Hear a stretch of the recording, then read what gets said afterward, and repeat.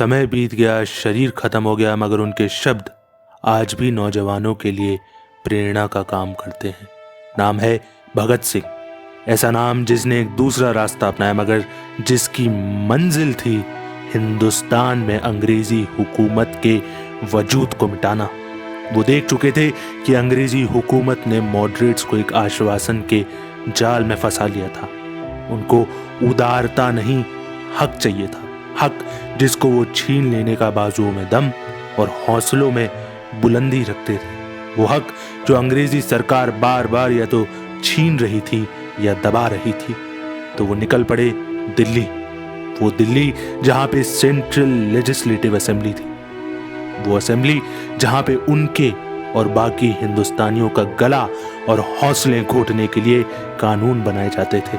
और ये काम के लिए वो अपने साथ fellow HSRA member, Hindustan socialist republic association member Batukeshwar Dutt को लेके गए, जिनसे उनकी मुलाकात हुई थी 1924 में।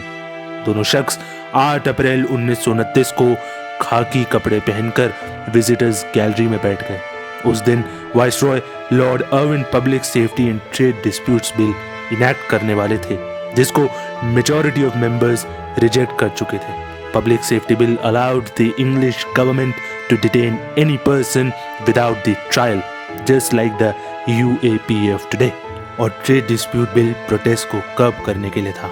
दोनों ही बिल ग्रोइंग कम्युनिस्ट मूवमेंट और नेशनलिस्ट मूवमेंट को काबू और नाकामयाब करने के लिए थे। वहां पे बैठे दो नौजवान आक्रोश, देश प्रेम, देशवासी प्रेम से भरे खड़े हुए। उन्होंने 2 बॉम्ब फेंके जो होम मेंबर जेम्स क्रेरार के पास जाकर गिर गए। इसके बाद उन्होंने बिना एम किए गोलियां भी चलाई।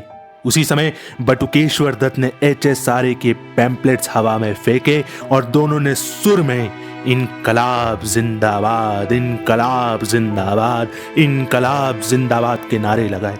उस दिन सिर्फ अंग्रेजी हुकूमत ही नहीं, बल्कि हिंदुस्तान की बेवफा हवा जो 200 साल से अंग्रेजों की कैद में थी, उसमें भी मानो बगावत का जोश आ गया हो। लोगों ने जब इनके इस एक्ट पर सवाल खड़े किए तो उन्होंने कहा कि जब कॉज लेजिटिमेट हो तब वॉयलेंस या फोर्स भी मॉरली जस्टिफाइड है। इसके बाद ट्रायल हुआ और दोनों को कोर्ट ने लाइफ इम्प्रिजनमेंट की सजा सुनाई।